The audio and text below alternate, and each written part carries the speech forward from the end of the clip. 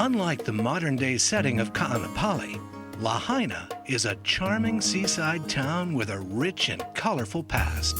Join us as we talk story with some of Lahaina's kama'aina and learn more about this salty seaport's rich history. We lived at 831 Front Street for about 20-some years.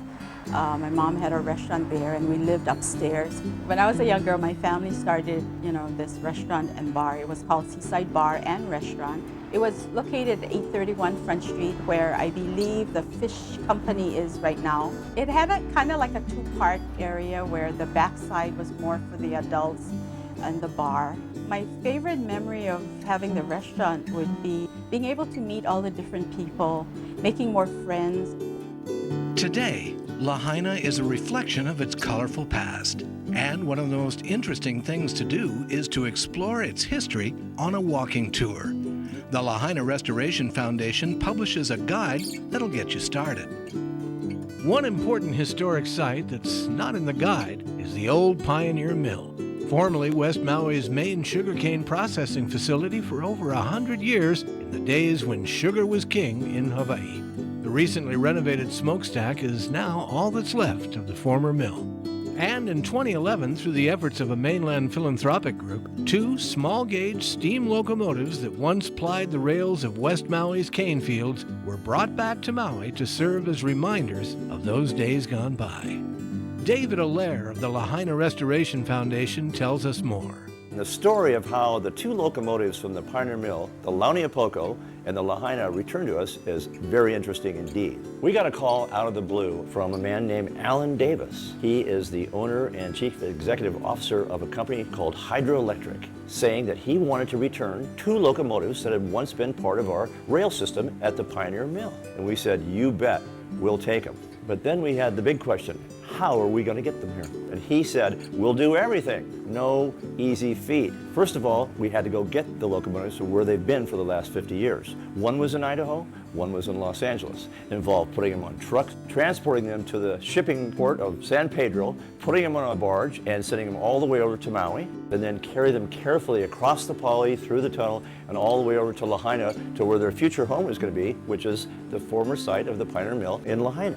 It involved a lot of community support and effort. All the people involved with the trucking and the shipping industry, and now we had a crane waiting for them. We had to gingerly take those trains off of those flatbeds and just put them down so carefully on our eventual display rails. That was probably the most difficult part of the whole operation. And the great thing was, the timing was perfect because we're coming up to Plantation Days, which celebrates the history of the plantation life on Maui. Then Mr. Davis said, I'll come over and give them to you in person. And we said, this is going to be great. It was a great event, and he received a standing ovation after he spoke to us. We are so excited to have these 2 great locomotives back because they're a gift to the people that were actually living here. We call them kapuna, that actually rode on these trains. They saw them every day. It brought back my memories of going back to in the 20s. I said, my God, the trains came back. I live right below the Pioneer Mill Sugar Company. And that's the time when I witnessed the train. And we used to stick on the train and ride back and forth also. And that was really something for us.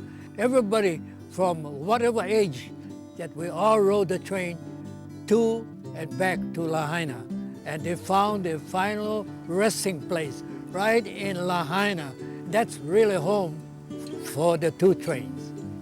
They're so excited to have these back and to touch them and to show their grandchildren and to tell them of their forefathers who worked so hard in the cane fields and the mill. This is a history that they want to keep alive for future generations, for visitors and kama'aina alike. Come take a look at the history of Lahaina. See it firsthand. Climb up on those engines, touch them, look at the cow catchers, ring the bell if you must. But we'd love to have you come down and be a part of history in Lahaina. For years, one of the most recognizable sites in the Lahaina harbor was the Carthaginian II, a replica of the 19th century brigs often seen in the Lahaina harbor in the last century. In 1972, the original Carthaginians sank unexpectedly after striking a reef just outside the Lahaina harbor. The arduous search for a replacement led to a 1920s freighter in Sweden. It took a Lahaina crew 110 days to sail to Maui and a rigging crew 2 years of outfitting to create the 19th century brig. Jim Lucky, retired manager of the Lahaina Restoration Foundation, explains the importance of restoring this historic vessel. The 19th century history of Lahaina was the reason that the foundation wanted to have, and the community strongly supported, having a vessel here in the harbor that represented the whaling ships that came to Lahaina in great numbers. What that represented, in my opinion, is a wonderful example of community support for something that the community really wanted and really needed. In 2005, the Carthaginian II was sunk and now rests on the ocean floor a half-mile offshore of the Lahaina coastline, where it serves as an artificial reef.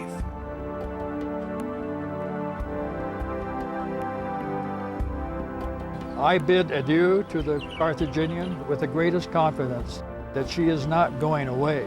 She's just moving to another life. Stay tuned for more of Lahaina's historical sites, coming up later in the program.